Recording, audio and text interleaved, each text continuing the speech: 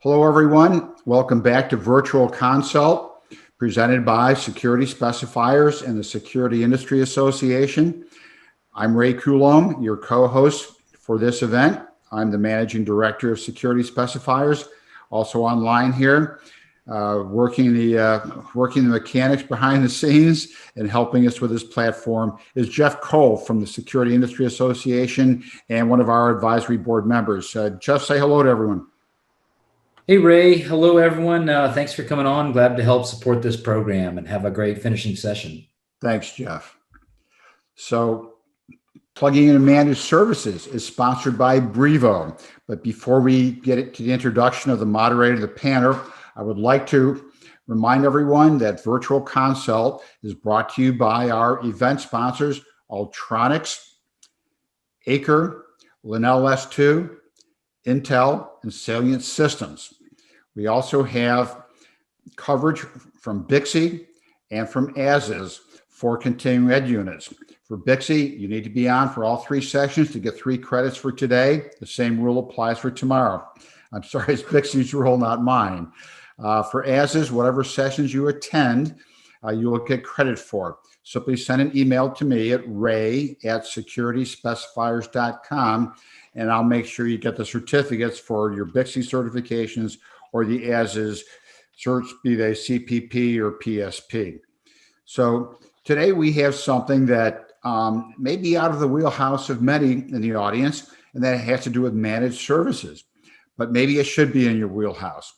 And thus we have really a panel of manufacturers and integrators, as well as a moderator whose life right now is managed services. So with no further ado, Dan, I would like to introduce you, Dan Dunkel from PSA Security Network, and Dan manages that manages the managed services panel for PSA. So Dan, I'll ask you to share your screen and take her away. All right, well, thanks very much, Ray. Very much appreciate being here today with this outstanding panel of good friends of mine. You might be looking into this session and wondering why this is important for consultants and security specifiers. And I think it's critical in a lot of ways because we're in an environment now where digital transformation is forcing a bit of confusion in the industry because it's moving so quickly. Now we're all experiencing, the economic issues with COVID-19, and we'll get past that eventually, but digital transformation and the speed of that transformation is really what's going to be driving this industry for many years. And what I find is in our own membership at PSA, where we have over 200 physical security integrators and another 75 pro AV integrators, is that there is some confusion out there. There's confusion about platforms, about solutions, about how to roll out managed services and recurring revenue models. And I think that makes the consultant and the security specifier all the more important, as we move forward. One of the things I would stress, I was watching the Microsoft earnings call for Q2, and the CEO, Satya Nadella, mentioned that the first 2 months of that quarter had accelerated their digital transformation strategy by 2 years. And that's really a pretty profound comment because that's what's happening as we start to integrate all of these different technologies and solutions between physical security, IT, and cybersecurity.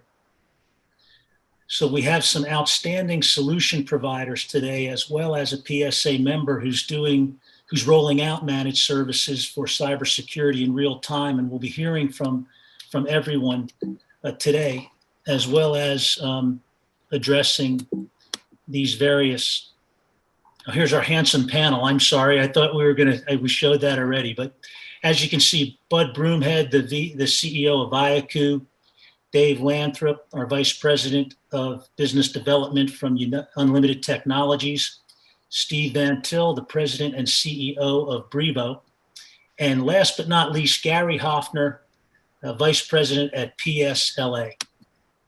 So as we look at a bit at our learning objectives, what we really want to get out of this session today is to be able to position the industry for future opportunities, and what is the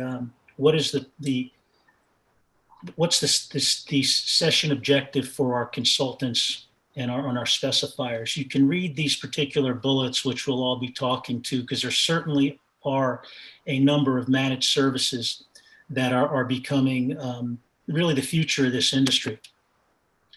With this, I'm going to turn over the program to Steve Van Til. Steve actually presented these mega trends just last week to the Securing New Ground conference, and I think they're extremely important from the perspective of where this industry is going. So, Steve, let me please turn over to you, and if you have any additional bio background or anything you'd like to say about yourself, please feel free. Thank you, Dan. I'll say I'm happy to be here. I'm happy to be addressing this audience. It's an honor to be able to sponsor this particular event because managed services are certainly near and dear to our hearts at Brivo. So these are the 10 security megatrends and for 2021, and they're hot off the press as of last week. As Dan was mentioning, we spent some time with these during Securing New Ground and talked about them, and I provided some commentary. But because we're focused on managed services today, I'm going to talk about them still, but give slightly different commentary because all of these have, I think, a dimension that speaks to managed services. And I'm actually going to start with number 10 because 10 just says it right out there, move to service models. And in my remarks last week, I grouped number 10 along with number 5, cloud computing, and number 4, connectivity and the IoT of everything. Why did I do that grouping? Because those two technologies, the cloud computing and connectivity and IoT, those are enabling technologies for being able to do more managed services. Managed services have been around for years, but it's gotten easier and easier to do more things remotely with cloud and now that everything is connected on IoT. In my career, I spent most of it outside of the security industry in different kinds of IT environments. And so I always go back to what I learned earlier in my career and think, how do we move closer to some of those models? Why would I want to move closer to some of those models? Well, it's probably not a huge secret to anyone that a great deal, there's a lot more money, and there's a lot more money per sort of unit of work in the IT world, software wise, than there is here in security. And so what is it that they have learned that we're still learning in our industry? I think managed services is a part of that. With respect to cloud being an enabler, if you look at the history of cloud for, let's say, the last 20 years in security, it started out in the small and mid-sized businesses, and it's really just now breaking into enterprise. Why is that important? Well, it's because I think that a lot of the small and mid-sized businesses aren't as interested in managed services, perhaps can't afford managed services, don't have deployments that are big enough to warrant managed services. And so you haven't seen a lot of that come up along with cloud and these other technologies. But now that this is crossing a new threshold where corporations, larger customers who are used to doing managed services are now buying into cloud technology, I think this is going to become much more relevant. Second thing I would talk about is going up to the other end of the list now. Number 1, artificial intelligence. When we did the survey live with the Securing New Grounds group last week, this had a very interesting response, and it's very, very different than the response that we got 4 or 5 years ago. So we asked the audience what percentage of them had either begun investing in R&D or product development for AI, or were planning to. And roughly 50% had already started, and about another 25% were planning to. So this thing has really come into the fore with respect to product management and product developers inside of security companies. What does that have to say about managed services?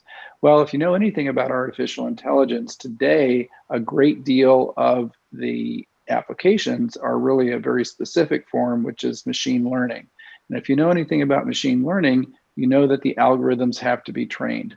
Who's doing that training? Well, sometimes products are complete enough or the domain is specific enough that the product can learn on its own. But there are a great many situations where there needs to be a managed service provider to initially get these systems up and running and to learn on the right data, to review the algorithms, to review the coefficients, to review the outcomes So there's a huge new area for consultants and managed service providers in order to set up and tune the AI engines that we're all building right now. So I think that's a significant development for managed services. The third one that I'll hit on is number 2, cybersecurity of physical security. Cybersecurity has been delivered as a managed service for at least the last 20 years. When I was getting started with Brivo, we looked to managed service providers for cybersecurity. Why did we do that? Well, I think if you've spent any time in the cybersecurity world, you know that there is so much going on that you need to be an expert or have a team of experts in order to guarantee the cybersecurity of whatever it is you're selling or whatever service you're providing. And you simply can't do all of it inside your own company. And it's not efficient to do all of it inside of your own company. So now that we're seeing a blending of cybersecurity and physical security, I believe that some of that managed service model that's always been part of cybersecurity will bleed into physical security. Why? Because we're all concerned with the cybersecurity of these physical devices. And so I think that there's a huge opportunity for that managed service model that has been so predominant in cybersecurity to make its way into physical security through this close marriage between the two that we're seeing as the second megatrend on the list. With that, I'm going to turn it over to Dan for the next question. Let me ask a quick question on that Sure. last point, Steve, and Gary might want to jump in here as well. But when it comes to cybersecurity and physical security, are there any trends that you're seeing as far as RFPs or proposals that involve compliance or regulatory specifications? Yes, for corporations above a certain size or anybody that's in a regulated industry, so healthcare, any public company, every single one has cybersecurity requirements written in for the service provider. It's now 100%. If I look back 10 or 15 years, it was under 10 or 15% because people weren't asking that at the time. Now it's 100%. Thanks. And Gary, as chairman of PSA's cybersecurity committee, you want to comment on that as well? Yeah, absolutely. Thank you very much, Dan and Steve. Those I'm just going to mirror Steve's comments. We've seen a significant uptick in the last 3 years of compliance requirements. And they can come by way of a service agreement or a PO. I've even seen the compliance requirements in an NDA between certain customers, but particularly in healthcare, financial, government, defense and supply chain, and education. They're quite heavy requirements, by the way. They're not, hey, you'll protect the data. They're very specific about how it's going to be done. And I think more importantly, the accountability if there is a breach. So what a lot of the contractors and integrators, such as ourselves, have to do is to prepare for a breach and what's going to happen. So I've got a list of items that we've seen, and I can share them during this discussion. But yes, I've seen a significant requirement uptick in the last 3 years. Sure. And it's very interesting when I talk to our members at PSA, historically we've been installing security cameras, access control panels, different devices on the network. And certainly, 5 or more years ago, cybersecurity was not top of mind, but it certainly has gotten to that point now. And I think the industry has a tremendous opportunity in front of it to migrate to basically secure what they've already sold on the endpoint, but to migrate to a platform for IoT where you can actually have the ability to monitor multiple devices with dashboards and be able to manage and secure those devices moving forward, and to do it, with a recurring revenue model as well, which is a great lead in for my friend Bud Broomhead. Bud and I go back, I think, to 1993 when we worked together in the IT industry. But wait a minute, I'm not old. So, Bud, please, if there's anything you'd like to say about yourself and your background, or let me tee you up right here with this slide and take it away. Yeah, thanks, Dan. I think I'll just start with the slide. There's actually quite a bit of information on this slide, and I got it from Armis Security. They're a threat detection and mitigation player out in the marketplace. They compete with Tanium and Forescout and others to basically detect vulnerable devices in a network, to discover them first, and then to analyze the traffic to see if it's a threat, and then maybe to take an action like shut off a port to not allow that device to communicate on the network. But I love this slide, the way they laid it out. In the center column here, these three colors, red, supposedly yellow, and green, really is a stack of things, starting at the bottom with sort of your traditional PC servers, kind of IT devices and technologies. Then the next wave of bring your own device, all the mobile computing that came in, and then lastly, and Dan, if you'll hit the next, is this collection of unmanaged IoT devices that are appearing on the landscape out there. So this slide helps sort of position us in the universe to understand where are we out there on the landscape. And as IT people see it, they see this stack and they see this collection of IoT devices that are appearing on their networks. And the two bar charts on the left side of the slide really speak to the fact that in the last decade, this population of these devices has just exploded on them. And they don't have, well, in the case of the traditional enterprise devices, they have very sophisticated cybersecurity methodologies and tools to take forward to address sort of the traditional pieces in the BYOD. But what they've realized in the last decade is, wow, we got all these these billions of devices connected to our network and that are appearing, and we really have no effective tools to manage that collection of things. And this is a real problem, because these devices are very popular attack vectors, either for initial entry into an organization or for lateral movement within an organization, because usually if you can crack into one device, you've probably got a pretty good chance that the same credentials are used in other devices. So you can move pretty much freely throughout an organization. So this is a real problem. And so the initial wave, which is where Armis got its notoriety, was in discovering these things, and they do that through port sniffing and other things. But they've identified this list of all of these devices that are out there that in one form or another have appeared, typically because of business units like physical security. If you do a down arrow here, Dan, go next. Physical security has been putting out IP cameras and card access systems and perimeter detection.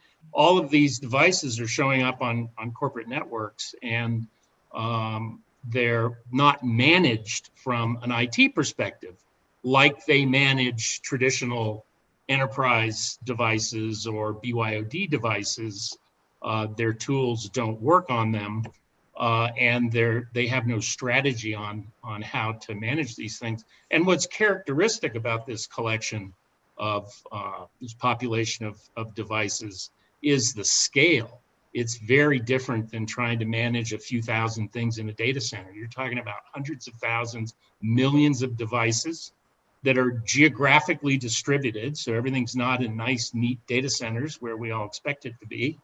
And then there's the last mile problem, which is typically these devices sit on device LANs, and those are behind firewalls and are on dual network servers where you can't see them from corporate.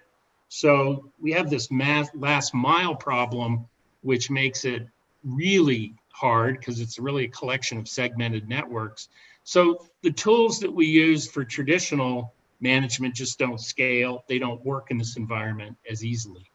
And so why don't you go to the next part of the build, which is, that's we as a company, and I know this isn't a company thing, but we're an example of somebody who's providing a way to manage those devices from a service assurance or availability and performance perspective to make sure that those things are working, and then to address the cyber aspects of them, populate them, rotate certificates to them, or update the firmware on cameras or panels or whatever they might have, switches or power supplies or whatever they're doing, and then manage a password policy. That's what we mean really by manage.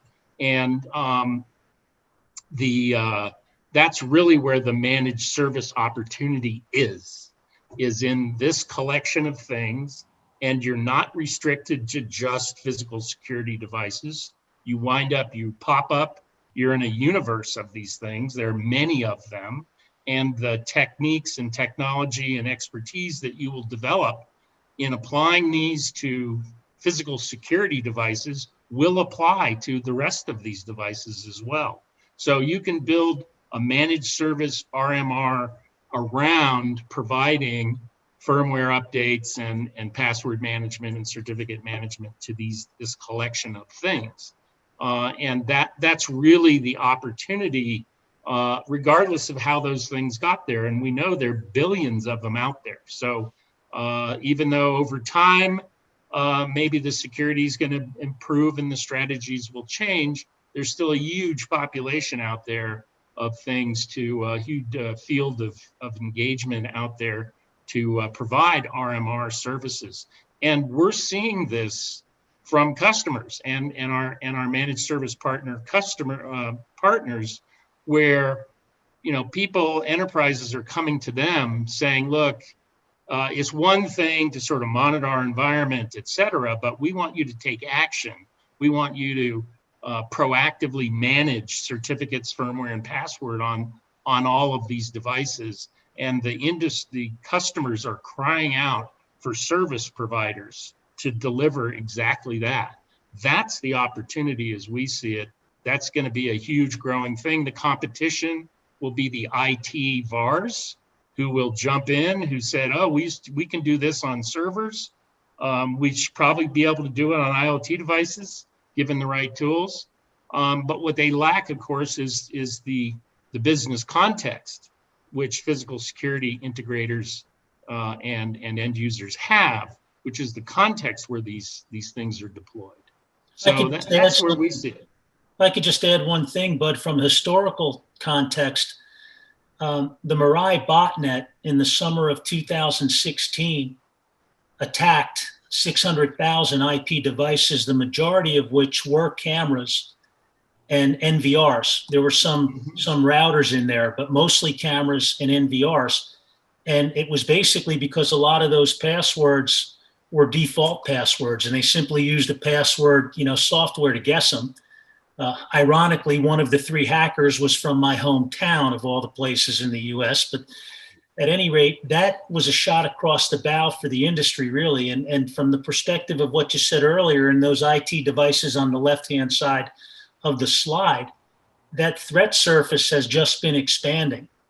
Yeah. And that's why and given the fact that the IT talent is at a minimum for companies to hire, and typically small and mid-sized companies don't have IT experts, the hackers know that. That's why the small medium business is the most targeted, business on the planet when it comes to breaches from adversaries. So this type of solution is really critical to have: password, firmware, certificate management. That's really the hygiene to start to address this problem, because a lot of these sensors, as they get smaller and more powerful, they obviously don't have the real estate on them to host security solutions. They have to be consolidated, managed, and secured. So that's really that's really very important from the standpoint of going forward. A couple of other brief comments. Part of the reason why all of these devices are getting connected to networks is because the manufacturers are, of course, buying the most economical chip they can to implement their refrigerator control software, whatever. And those chips come network ready.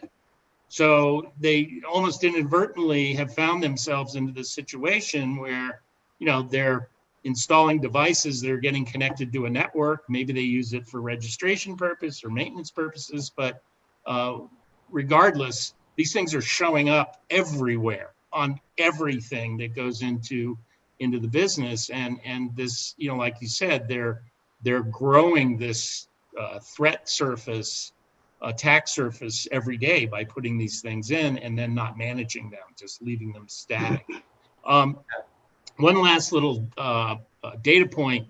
Palo Alto Networks put out a study, Unit 42 study research group 6 months or so ago, saying that physical security accounted for 5% of the population of these devices out there, but they represented 33% of the vulnerability. So they're there, they're not protected, they're not managed, passwords are not rotated, they're not updated with firmware, principally not because people are lazy, but because they haven't had tools to help them actually deliver on it. So that's kind of our business, and that's what we see from our perspective. That's the RMR opportunity for everybody out there. So From an interesting standpoint, also, Palo Alto recently bought an IoT company, a startup. So they're looking at this market as well. Ray? Dan and Bud, let me ask the question here. Actually, two pieces. Security clients, are they realizing the value from this? You've done a good job enumerating the threat. And secondly, how do consultants play in this? Is managing these devices? By the way, Don Erickson would like to know if they're regulated from a cybersecurity standpoint. But so what does a consultant do about this, knowing that you've got the vulnerability, there may be some managed services to address the vulnerability? Is this something that they can specify, in your opinion? Yeah, I'd like to comment on that, Ray, and I'd like to kind of springboard off of Bud and Dan's commentary. If you take the opportunity perspective that Bud was talking about and pivot to more of an obligation perspective from the service provider and the user, and then use that particular context to talk, have the consultants talk to their customers with them. You've got, as Bud had mentioned, you've got these, I'll take a typical site, let's say 500 IoT or IT devices or OT devices on a security system, considering all the, the access control, intrusion detection, video, intercom, beyond that. And then you take that with a customer that's got multiple sites or an enterprise, and it can easily reach into the thousands of devices. So how does one particular customer manage 1,000 devices or 10,000 devices across the United States that may have 5 or 6 different providers, service providers? It's a very challenging environment. So, up until now, there really haven't been tools available, and I think Bud's leading the marketplace with a very unique and very appropriate tool to manage this problem. I think what the consultants need to recognize, and what they need to have a very good conversation with their customers on, is that there's an obligation to the service provider, integrators such as my company, that I just took a couple excerpts out of one of the service agreements. We have an obligation to notify of a breach within 48 hours. How do we do that? If we're on a customer's enterprise, we have an obligation to notify an attempt of a breach. We have an obligation to mitigate any harmful effects of a security breach, and we have to restore from a breach device, be it a device or data. We have to be able to restore. And then here's the big one: replacement costs for data loss, which can reach into staggering numbers. So those are the types of things we have to address with the customers that we work with. And without tools that Bud has brought to the market, it'd be very challenging to do that.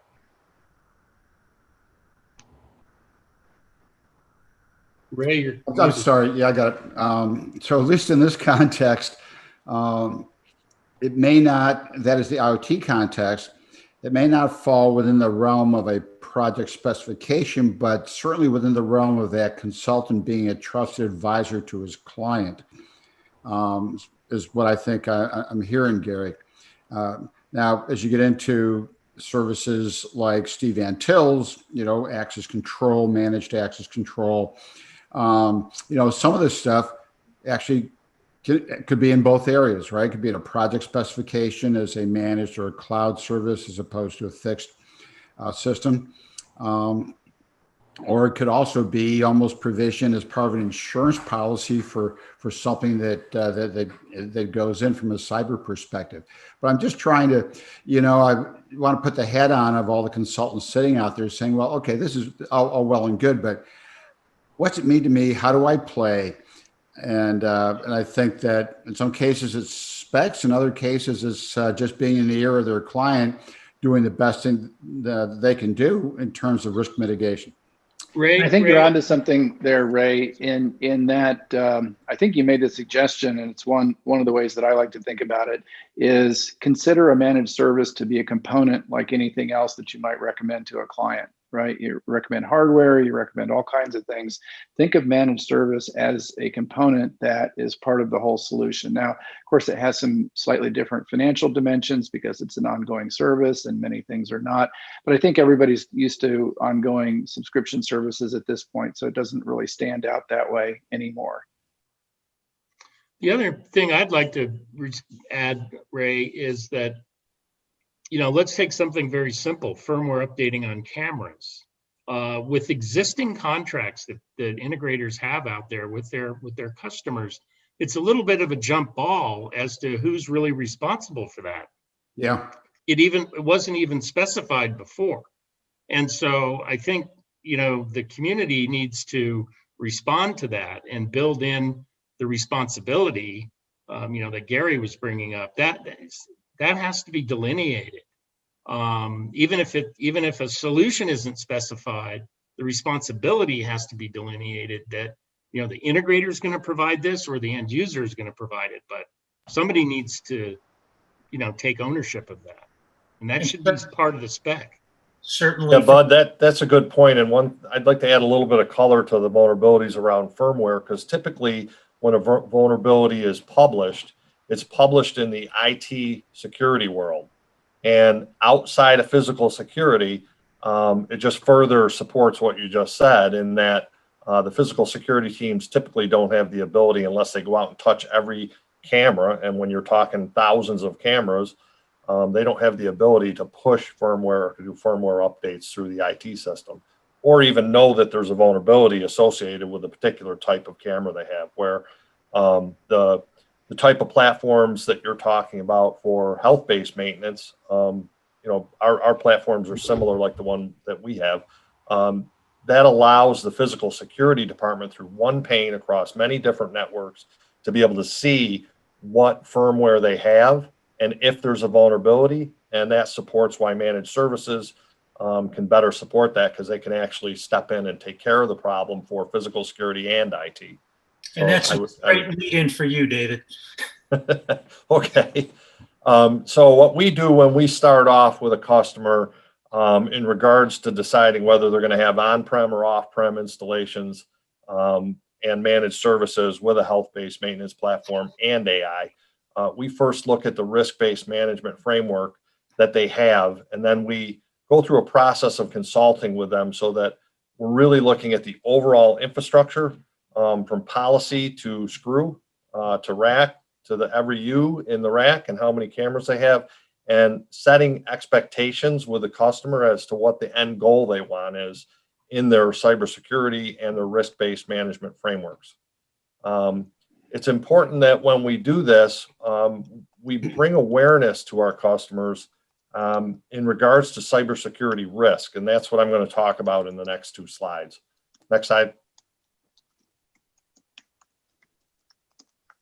So in this slide, we're going to start with the right-hand side.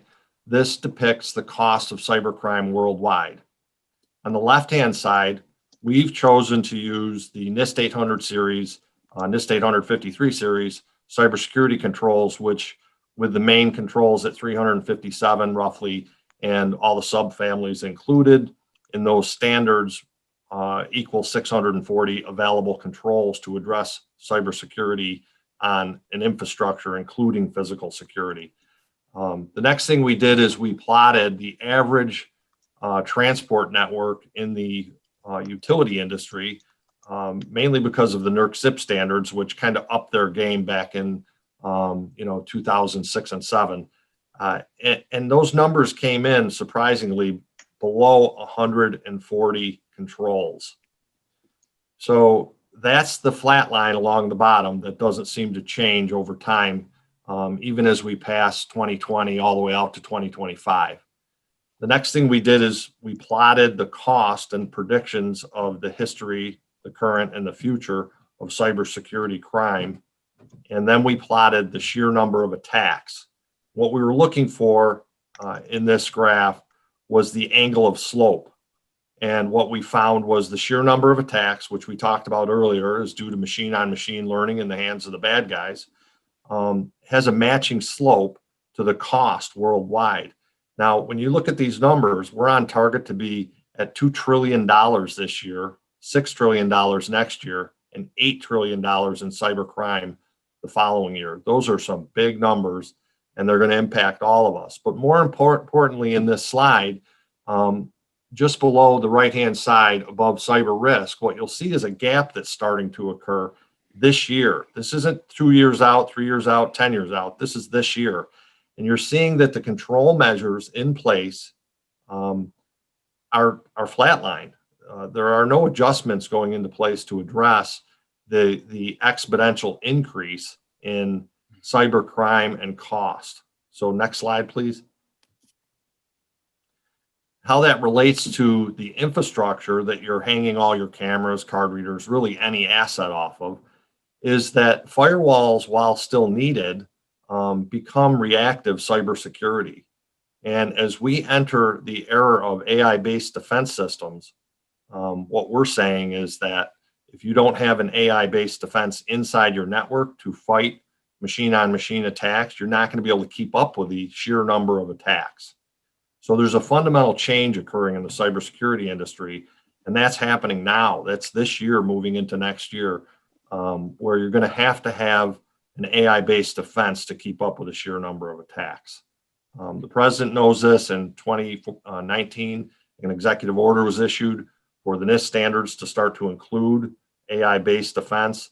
And this really goes back to the first slide that Steve talked about. And on the first slide that Steve talked about, AI being number one. I think we all know that machine-on-machine attacks is exponentially growing. And with physical security, hanging devices off of an IT infrastructure at counts that we're seeing here in this presentation, the only way to keep up with the sheer number of attacks is going to be to have an AI-based defense. Our company, just like Bud talked about, we have a product called Xero that does virtually the same thing.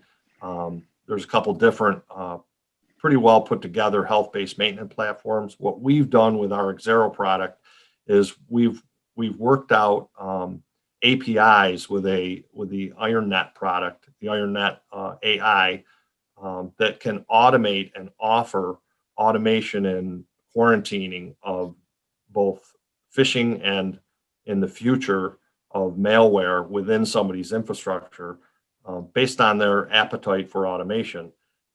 But we see it as the only way in the future that you're going to be able to keep up with the number of attacks. And to kind of piggyback on David's comments, I think our consultants and our specifiers are going to have to be more well-versed in cyber regulations and compliance if they aren't already. It's easy to throw these numbers around, but we had a friend of mine is the vice president of cyber for VMware, Tom Kellerman, and he spoke at our company meeting last week because it is October's Cybersecurity Month. And he mentioned that if you look at the revenues on a global basis of cybercrime, and that's IP theft, credit card fraud, stealing money out of bank accounts, and then what it costs to basically address the problem in a business. That does not include sales of cybersecurity products. But just from that perspective, if you were to add up all those revenues, it would be $7 trillion. And we get so desensitized to throwing the T word around. $7 trillion, if it was a GDP, a gross domestic product of a country, would be the third largest country in the world, would be Japan. And it's growing at about 20 to 30% a year, depending on who you read. So this problem is huge. It affects global commerce and every country everywhere. And we can't sidestep it any longer. I think you'll start to see where the privacy requirements and regulations and how do you secure what you sell is going to be, front and center moving forward. And I think from the standpoint of being able to specify these things, they're going to be in every RFP and every proposal, and they're going to be down to a science, and we're going to have to be ready for it. That's why you're starting to see some of these cyber companies that are going to wind up being competitors in this marketplace. So Gary, with that, I'm going to turn it over to you, my friend. Well, before we do, let me just hop in here for a second, because I think it's a good time to interject a couple of questions that Jim Elder poses. And Jim says, I just completed specs for managed services to be provided through a local integrator. And it brought up a number of questions. How should the service be specified? We can get back to that. But second, what standards and qualifications should be applied?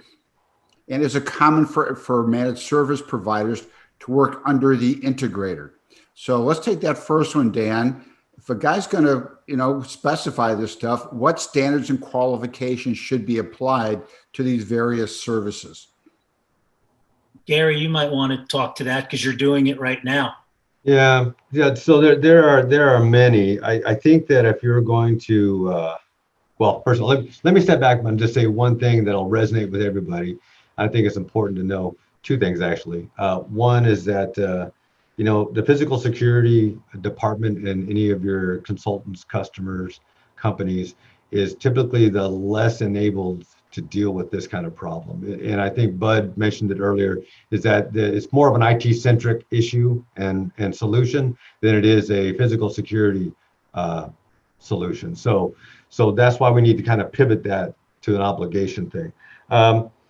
To answer your question, the NIST 800-171 is a great all-encompassing standard that should be addressed.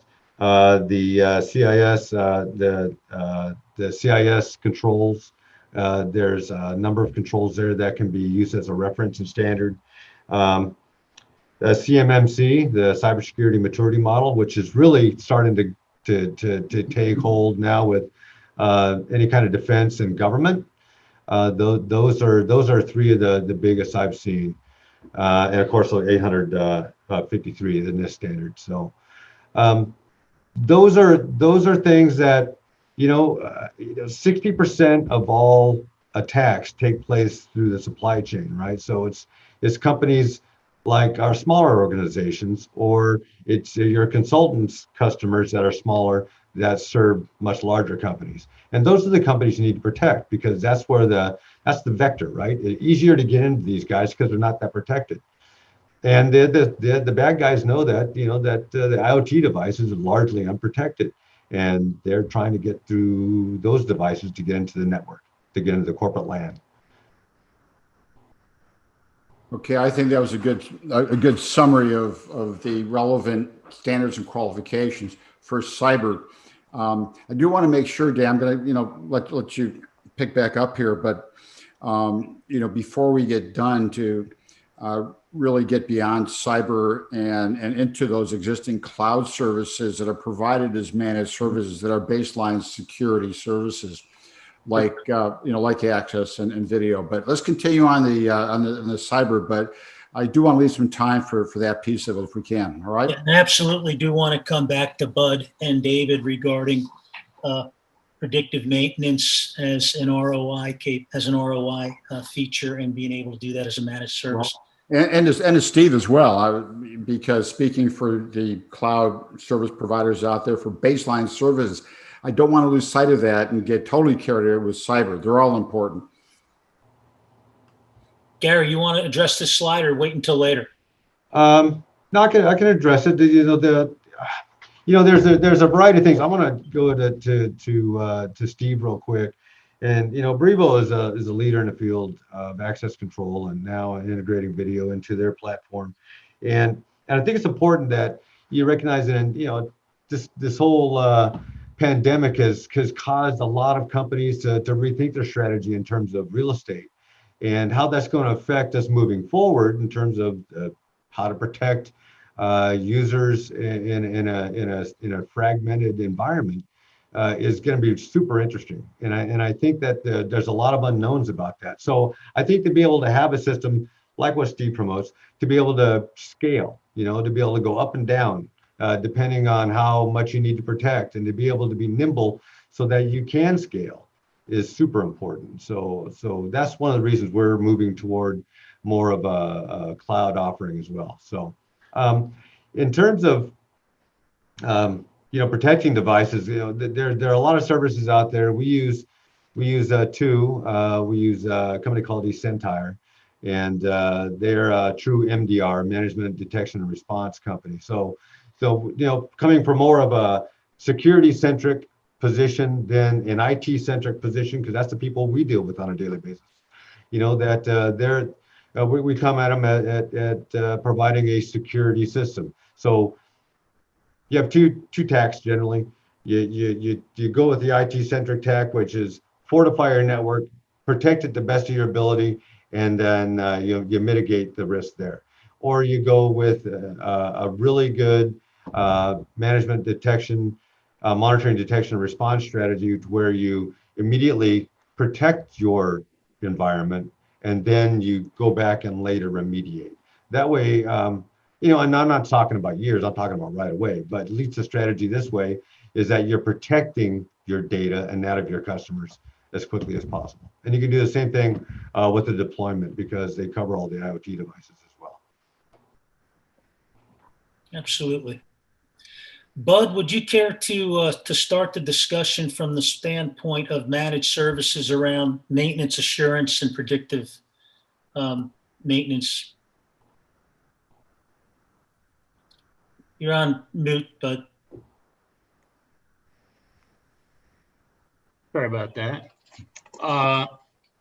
So when it comes to physical or preventative maintenance, with automation, we've seen PMs being done through automation, like 60% of the things that are typically done in a preventative maintenance being done with automated assist, which makes it much more cost effective and can be delivered as a managed service, which is ostensibly higher margin than going out and doing it physically. So we've seen that, which is inherently remote. I mean, all of these things that we're talking about, whether we're managing these IoT devices, cameras and panels, et cetera, it's all done through automation and it's inherently remote. So it's actually played right into providing more and more remote services, especially when COVID hit. People were having a hard time getting on customer sites and they wanted, some way to manage these things remotely, and that's inherent in any of these the automation solutions that we've been talking about, and problems to be solved can be done all remotely. And in fact, because of the scale and the geographic distribution, it's mandatory that it's done remote by definition. You can't be scurrying around to each location to do this work. So I think that there's a huge opportunity there for managed services on a recurring monthly revenue basis. Customers are looking for those solutions, and that's really kind of the only way to deliver this at any kind of scale is to do it remotely. So it plays into that. Tremendous return on the investment, the economics. I mean, the reason, there was a guy who wrote a book called On Being Digital in the 80s, a guy named Nicholas Negroponte. And he basically, the point of his whole book was whatever can become digital will. And the reason is, and as you know, Steve has capitalized on this, is that the economics are there. It's much more cost effective to push around electrons than it is atoms at the end of the day. That's what makes the difference. So the digitization that's occurring is just inevitable because the economics are there. It just keeps, like a juggernaut, just keeps moving forward. And so, moving into automation and packaging these things up in services that leverage, digital solutions is, a huge opportunity for the consultancy market. It's a huge opportunity for customers to get more done, more cost effectively, more effectively in a secure way. We've just seen barely the tip of the iceberg in the size of this opportunity, and Steve, it's all packaged around our RMR.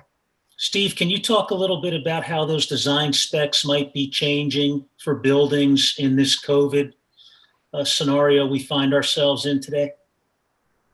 Yeah, so the big change that we've seen is the dealer community kind of sorted out into two camps. Those that were really glad that they had chosen the cloud, a year or 5 years or 10 years ago, and then those who really wish they had chosen the cloud 5 or 10 or 15 years ago.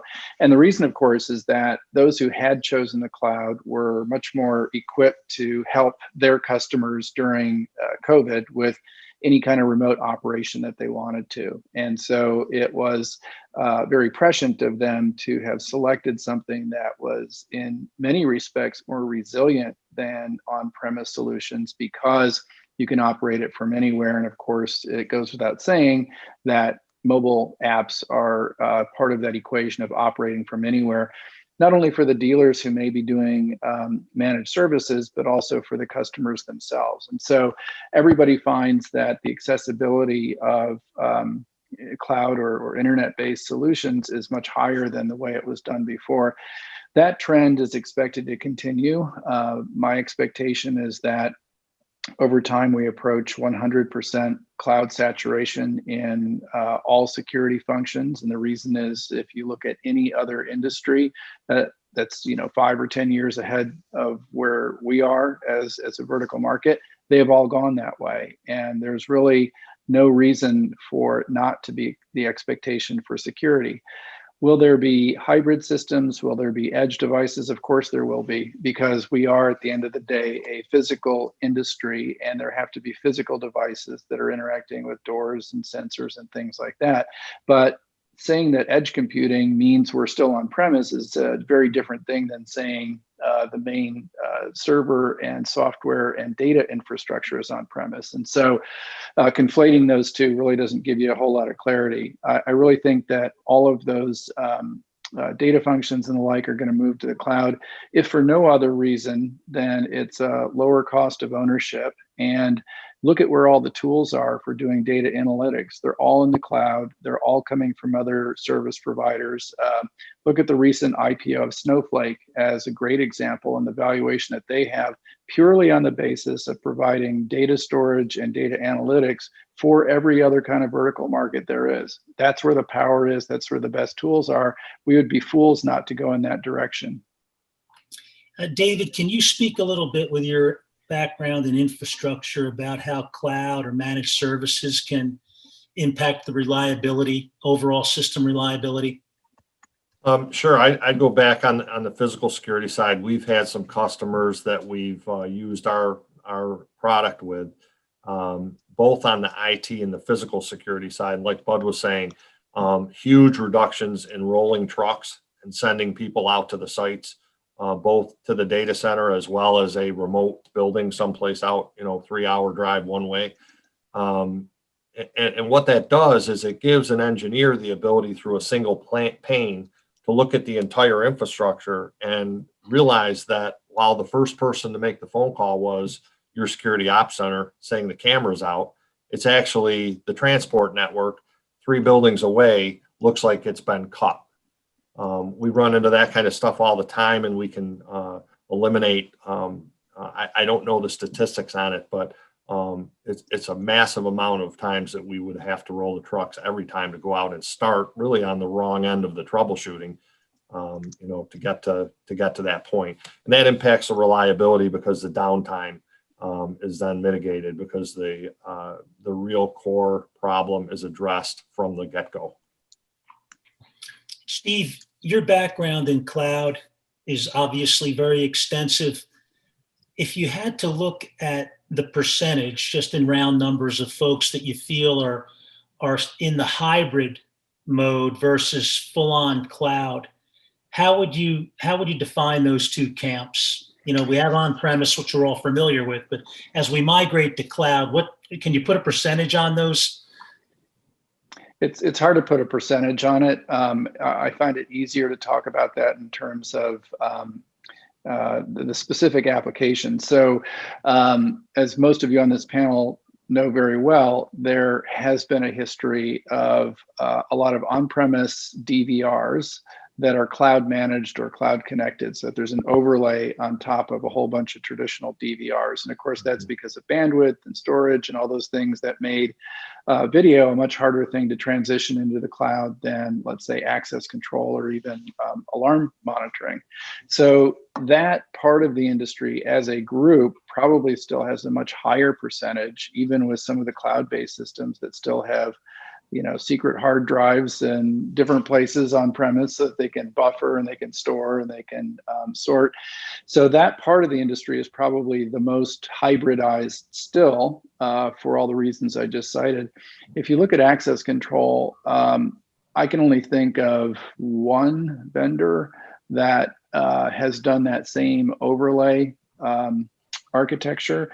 Everybody else is either in one camp or the other. So I don't think you really see that architecture flourishing in access control the way you do with managed DVRs. Very, very good. Ray, are there any questions that you're getting? We got about 2 minutes, it looks like, from my watch here. Well, one that came up that I thought was pretty relevant is it goes back to Gary's comment on the regulations for cyber, but he's saying, what about the service itself and the implementation part, or the monitoring station and training involved for operators? Is there any regulation certifications around that to sort of QC it all? That's an interesting question, actually. I can't answer definitely to that, but I know that, for example, in our world, we do a lot of government sites, and we're a UL 2050 company. So there are standards for UL 2050, or I think it's CZRM is the acronym for central stations, that they have to be a cleared facility. In other words, they have to have cleared personnel looking at the accounts, trusted people. So there's a lot more requirement there. But I think for standard central station operation, it's usually Underwriters Laboratories, and they have a set of standards for how things are performed and for compliance. I'd like to make one closing comment, but before actually getting to this and saying goodbye, I think it's important. This really came out with Steve Van Til's product, but it's inherent in all these cloud services, and that is, the data mining aspect of it. So from I know I read a lot about Brevo. I know other companies have done it as well. In the midst of this pandemic, the data mining that's been available from these various services, and that will be available from cyber services, device health monitoring services, the gamut. I don't think we've even begun to realize the full benefit of what might be available there. So what we're talking about, the obvious benefit of each service, there's another benefit that's going to be forthcoming as we aggregate all this data, digest it, and then display it for both providers and for clients. So, but anyway, with that, we are at 4:30 Eastern. I want to thank Dan, Bud, Gary, Steve, Dave for this panel. There's a lot here in this topic. There's a lot of facet on remote managed services, but without question, the world is going this way. And that will conclude our program for the day. I'd like to thank all of you who attended all or part of the program today. A lot of great content. We've got more in store for you tomorrow.